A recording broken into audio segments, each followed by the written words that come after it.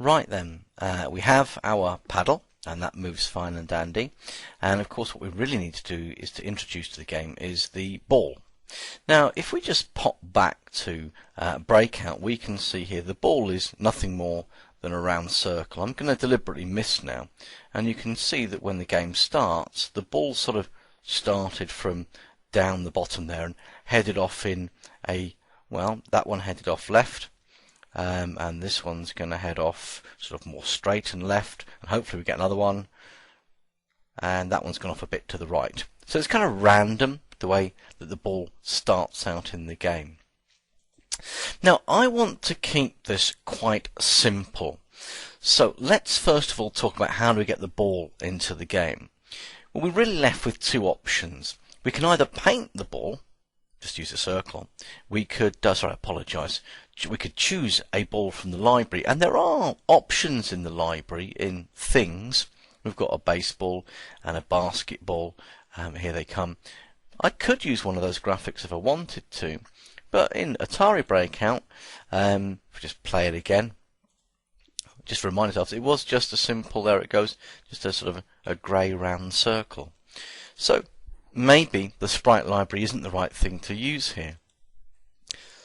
I'm certainly not going to import a ball. That would be silly to sort of create a graphic in Fireworks or Photoshop, and certainly we're not going to be using a sprite from the camera. I'm not going to hold up a football in front of my webcam. So I think what I'm going to do is I'm going to paint a new sprite, and I'm going to go with that sort of dull grey coloured ball, about that colour there. I'm just going to take my circle and I'm going to make sure that once again I'm roughly in the middle bit there, and I'm going to hold down shift as I do this, and that makes me a lovely circle shape rather than an ellipse. Now once again it doesn't appear on the stage until we go to scripts, and it's a bit laggy tonight. There's my ball, still called Sprite 1. Let's go and change that first of all to ball. Now here comes the task. We want the ball to start in this position and then start moving in a random direction. Now I'm going to keep things a little bit simple here. Now first of all I want to talk about the direction that it needs to head in. Now we've got pointing direction here, and we know that a 0 means pointing upwards, so that's a 0 means up, and then 90 means pointing to the right. So I kind of want my ball to sort of start off in a random direction. I don't want it as much as 90 because it will go flat that way, and I don't want it to be 0 because then the ball will always be travelling in a vertical direction. I kind of want it going off at an angle. And to keep things nice and easy, just for this moment in time, because we're brand new to this game, I think what we'll do is we'll make sure that it just starts always to the right, and we'll choose a direction, say between, if that's 0, that might be about 20, and that might be about 45, something like that. I'm sure you know your angles. An acute 20 and then 45, which is also an acute angle, but you get the idea. So I'm going to start the first bit off for you here. We want to say when the green flag is clicked, this ball, now first of all I think that ball is a bit on the big size. Now I could use my shrink to make it a bit smaller. I could keep doing that, which I find a little bit annoying.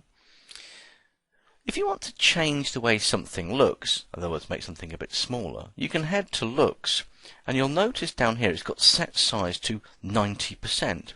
Keep an eye on that. If I shrink my ball a little bit further, the 90 becomes 85. So in fact what I could do is drag that, drop it on there, and let's make it, I don't know, let's try 60. Let's press the green flag. Oh yes, I quite like the size of that ball. That looks about right. But I want it to head off in a random direction. I'm going to give this one to you as well. So what we want to do is get it to point.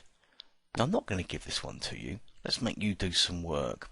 We're going to point in a direction. Now at the moment it says 90, but we want to choose a random direction between 20 and 45. You never know. That might serve a purpose. I wonder what might be where we could put, wonder what we could put that. That's a bit of a hint for you, isn't it? So we can choose the direction. Now we need the ball to move. So we're going to need this command, move. Now I'm going to leave it at 10 steps.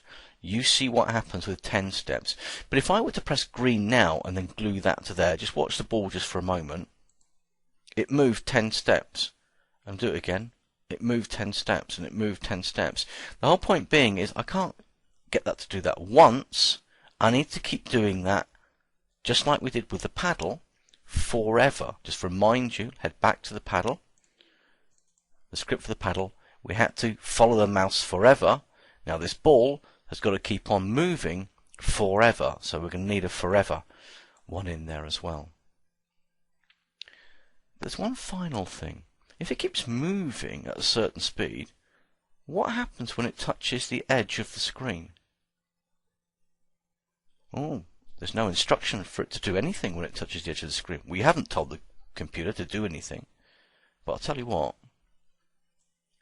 you might find this one useful. So those are the blocks that I would like you to use. And I'm going to give you the opportunity now to assemble those to give yourself a moving ball. Okay? Now I fully understand that I should be able to go randomly, the ball should start left or right. Just trust me. For the moment in this game, we'll just make sure it starts off right in a random direction between, say, 20 and 45. Okay? Off you go.